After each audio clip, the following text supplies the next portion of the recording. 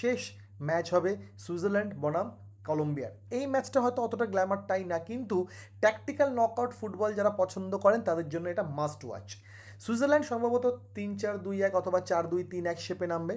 মুরাত ইয়াকিনের দল আলজেরিয়ার বিরুদ্ধে যেভাবে কম্প্যাক্ট ব্লক, ক্লিয়ার ট্রানজিশন আর ডিসিপ্লিন ডিফেন্ডিং দেখিয়েছে, তাতে বোঝা যাচ্ছে ওরা এই টুর্নামেন্টের কোয়ালিটি ডেঞ্জারাস।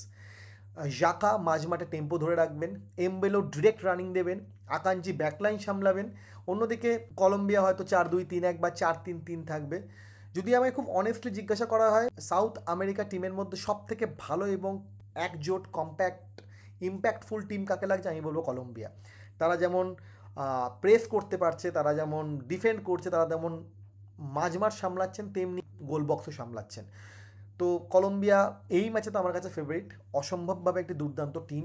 যদি আর্জেন্টিনার সঙ্গে দেখা হয় তাহলে কিন্তু একটা প্রশ্ন চিহ্ন মুখে থাকবে যে কোপা আমেরিকার ফাইনালের বদলা নেবে নাকি কোপা আমেরিকার ফাইনালের পুনরাবৃত্তি হবে 2026 সালের ফুটবল ওয়ার্ল্ড কাপের কোয়ার্টার ফাইনাল।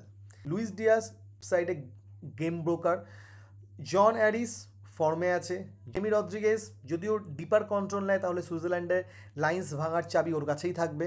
কলম্বিয়া ঘানার কাছে 1-0 হারিয়ে এসেছে, আনবিটেন রান ধরে রেখেছে। জন কর্ডোবার ফিটনেস নিয়ে সামান্য চিন্তা আছে অ্যাটাকিং স্ট্রাকচারে। ম্যাচের ট্যাকটিক্যাল ব্যাটেল খুব সূক্ষ্ম হবে, সুইজারল্যান্ড চাইবে সেটাই হোক, গেমটাকে অর্গানাইজ করে রাখতে চাইবে। কলম্বিয়া ফ্লেয়ার বা ওয়াইড এরিয়াস ঠেলে দিতে পারে, কাউন্টারে আমরা এমবোলোকে খুঁজে নিতে পারি। কলম্বিয়া চাইবে ডিয়াজকে আইসোলেট করতে এবং জেমি রদ্রিগেসের পাসিং দিয়ে রেঞ্জ করে ব্লকটাকে খুলতে।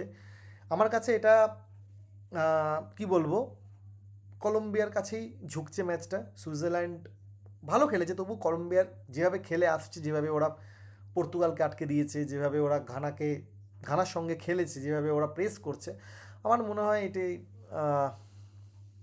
2-0 হতে পারে।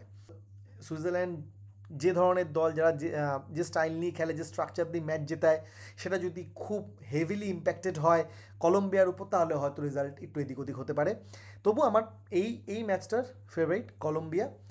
আপনাদের কি মনে হয়, কলম্বিয়াকে জিততে পারবে? এবং যদি আর্জেন্টিনার সঙ্গে দেখা হয় কোয়ার্টার ফাইনালে, তাহলে কীরকম ম্যাচ হতে পারে কমেন্টে জানান।